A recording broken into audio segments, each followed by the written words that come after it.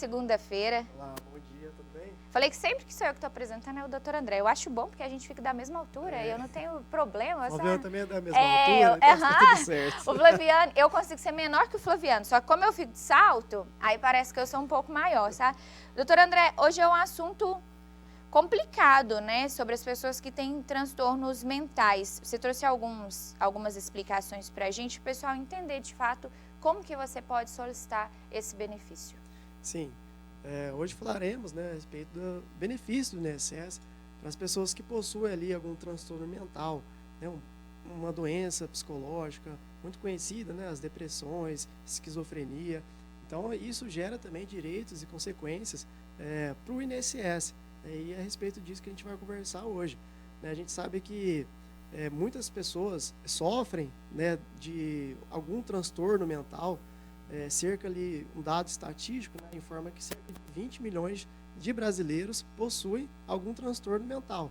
Então, é praticamente ali quase 10% da população. Então, é uma quantidade significativa que merece a devida atenção, né, dos poderes públicos e a sua devida atenção também. Se você deve observar ali os sintomas, se realmente ali você está passando por um período depressivo, choros recorrentes, uma situação complicada, também algum familiar, é sempre importante ali buscar ajuda e desmitificar, né, o preconceito que tem em relação a essa doença, né? Não é frescura e deve ser tratada de forma adequada. Isso, né, são doenças, né, os transtornos mentais podem impactar também significativamente, né, a vida da pessoa, as atividades habituais, né, e a pessoa ali não consegue mais trabalhar. Em razão de não conseguir mais trabalhar, isso ali vai gerar consequências, né, e pode gerar direitos para a pessoa ali perante o INSS.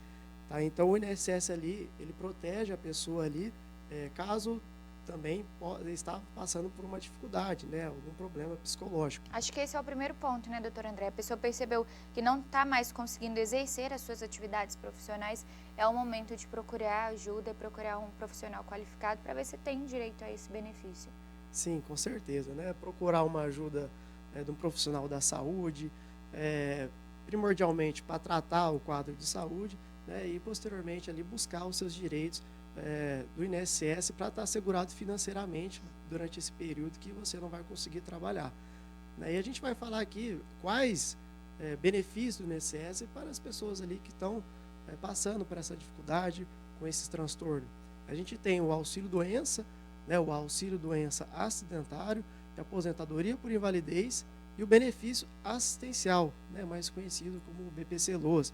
A gente vai conversar aqui rapidinho sobre os requisitos, né, de cada benefício, né, e entender melhor, né, se você ali pode possuir esse direito ou não. A gente vai começar falando aqui do auxílio-doença, né, o mais conhecido hoje em dia, hoje o nome correto, né, do auxílio-doença é benefício por incapacidade temporária, né, depois da reforma da Previdência a gente teve essa mudança de nome, mas o pessoal conhece mais como auxílio-doença. E os requisitos ali para ter direito ao auxílio-doença, a pessoa está incapacitada para o trabalho por mais de 15 dias.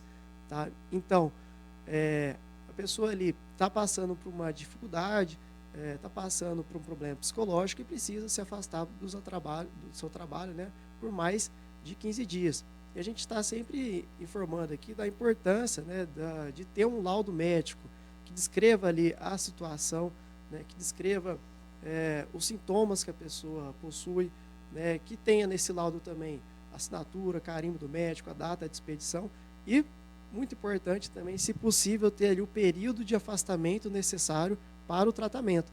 Tá? E o perito do INSS depois vai decidir ali se vai acatar a decisão do médico, né, para o período ali indicado para o afastamento, ou o próprio perito ali vai, né, decidir qual o tempo necessário da pessoa se recuperar.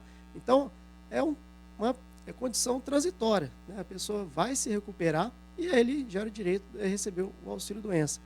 Né? Além disso, né, a gente tem também a aposentadoria por invalidez. Né? Pode subir um pouquinho mais o slide aí. A aposentadoria por invalidez já é uma situação que a pessoa está incapacitada para o trabalho, não de forma temporária, mas de forma permanente. Né? No caso ali, infelizmente, a pessoa está com uma situação irreversível do seu quadro de saúde, não vai conseguir mais trabalhar, né? Não vai conseguir mais trabalhar e, infelizmente, ali precisa estar assegurado também para o INSS para garantir sua subsistência, né? Existe idade, doutor André, para a pessoa recorrer a esse tipo de aposentadoria por transtornos mentais? Não, na verdade a pessoa precisa, no caso aí, estar trabalhando, né, contribuindo para o INSS para gerar esse direito. Então, a idade pode considerar ali quando a pessoa começa a trabalhar, né? Acima, vamos pôr acima dos 18, dos 16, né, que você já consegue ter um registro. E é muito importante, no caso ali, ter a qualidade segurada, que a gente fala, né? Você precisa estar contribuindo para o INSS, ou se você é empregado, seu empregador está ali contribuindo, né, para o INSS. E no caso, se você deixou de contribuir, já faz 1 ano, 12 meses, né, que deixou de contribuir, você pode ali perder essa qualidade segurada e perder direito a esse benefício, tá? A gente tem também a questão do auxílio-doença acidentário. O auxílio-doença acidentário, ele é praticamente igual ao do auxílio-doença, né? Só que o que difere, né, a pessoa, no caso ali, precisa ficar afastado do trabalho por um período, né? Só que o que difere do auxílio-doença, o auxílio-dentário aqui no caso, é que essa doença foi decorrente ali da sua função de trabalho ou do ambiente do trabalho, né? A pessoa ali, muitas das vezes, sofre um burnout, né, uma carga excessiva de trabalho, de cobrança, e isso está lhe causando ali prejuízos na sua saúde mental, né? E com isso ali pode gerar o direito ao auxílio-doença acidentário. E a diferença também com o auxílio-doença é que no auxílio-doença acidentário, né, ele garante ali, no caso, a estabilidade do emprego por 12 meses. Então, por exemplo, no auxílio-doença, a pessoa pode, logo quando retornar, ser demitida, tá? Mas no auxílio-acidente acidentário, que a pessoa ali teve uma condição, foi afetada ali em razão da sua função e do trabalho, ela pode garantir, né, quando ela for retornar ao trabalho, por lei, essa garantia por 12 meses ali de estabilidade, que não pode ser demitida. Então, se você adquiriu um transtorno mental dentro da empresa, for comprovado isso, que você começou com esse tipo de problema depois que você estava ali naquele local de trabalho, você é afastado, quando você volta, você tem essa estabilidade de 12 meses, diferente do auxílio quando você sofre um acidente fora e precisa se ausentar. O auxílio-doença, praticamente assim, pode ser de uma causa que foi, por exemplo, um ente familiar que faleceu, isso, né, prejudicou a sua saúde, alguma questão, né, familiar mal resolvida, que isso lhe traga ali transtornos psicológicos, algum estresse pós-traumático, né? Então, assim, condições que não necessariamente fazem relação ao seu trabalho.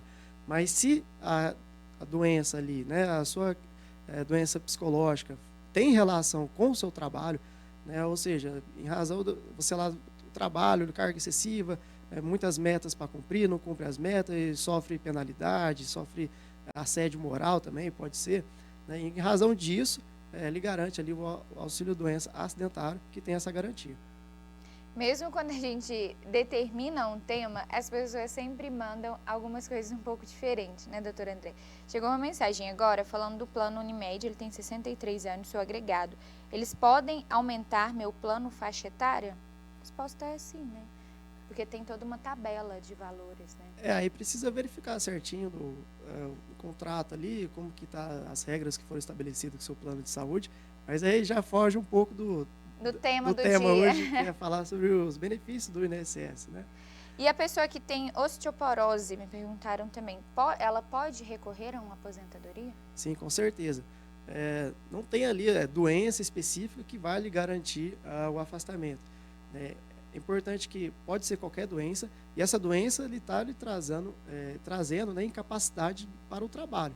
Em razão dessa doença ali, você não está conseguindo mais exercer a sua função laboral, e por isso precisa ficar afastado por mais de 15 dias, ou no caso ali, se o quadro é reversível, pode ter direito à aposentadoria ali por invalidez. O mais importante nessas dúvidas é você sempre procurar um profissional, por isso que o doutor André está sempre aqui tirando todas as informações.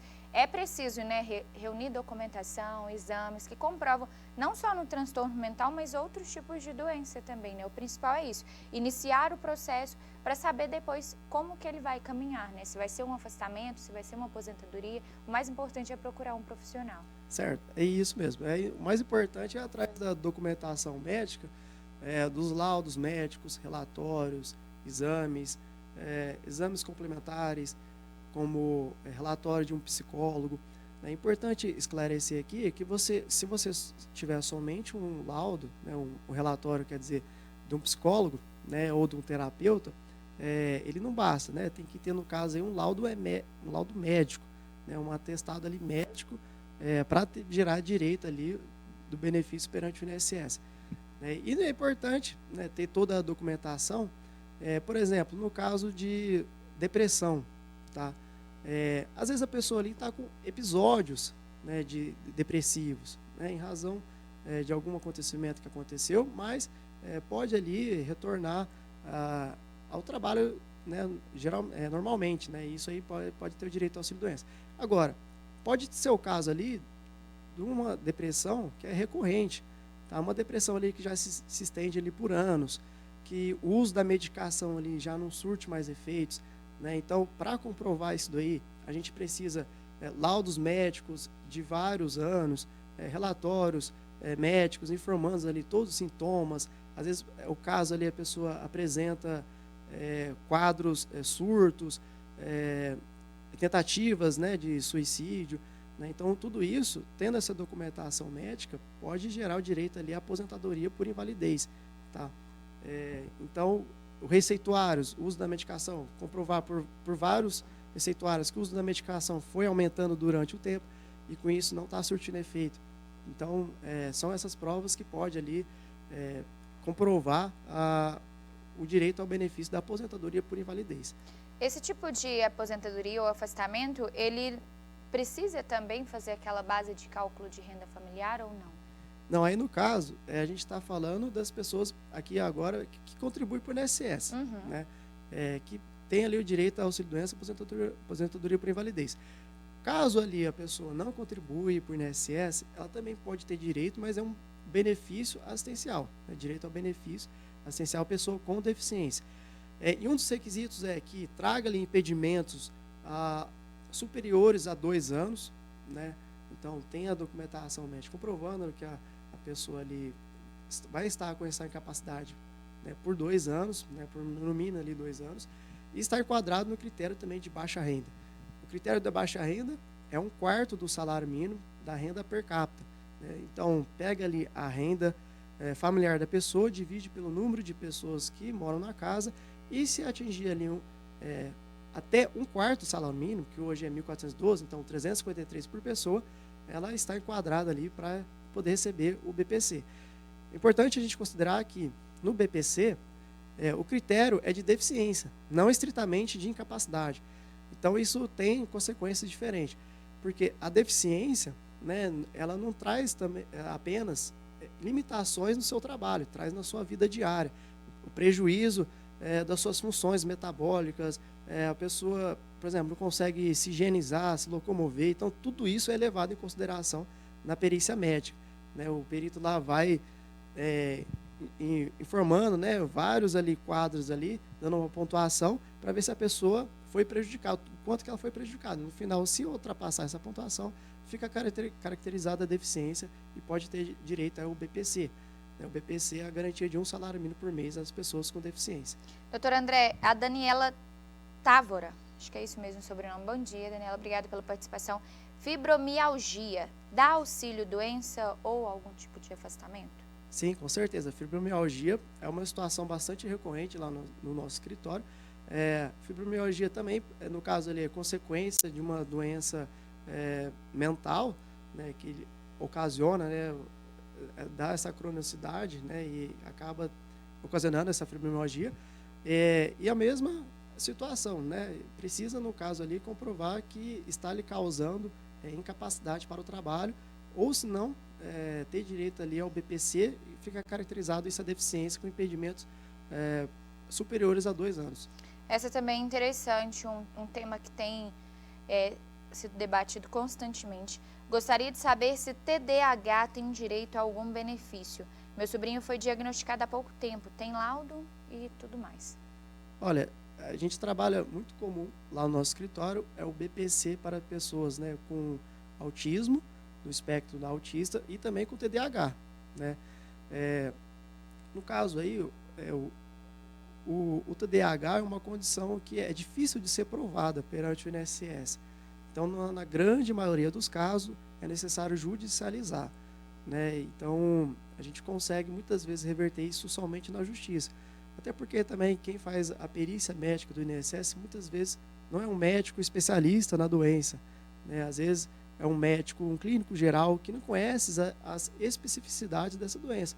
Por exemplo, do autismo, né? O autismo é uma causa, um atraso, né, no desenvolvimento, que no caso a pessoa sofreu, tem algum prejuízo, pode ser na comunicação, na atenção, e com isso ali ela pode ter direito ao BPC, né? Então, realmente assim, também na via administrativa, muitas das vezes é negado e precisa entrar pela via judicial, porque a causa do autismo ela é complexa, ela é difícil de ser diagnosticada, né? Ela é multifatorial.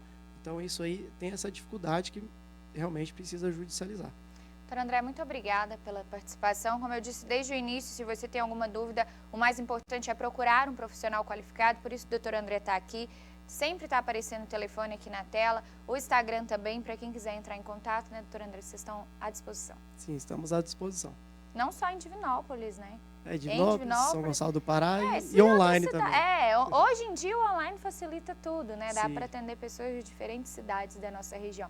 Obrigada, doutor André, boa semana para vocês, bom trabalho. Pessoal que tem dúvida, o telefone está aqui, ó, o 31 971 64 16 31.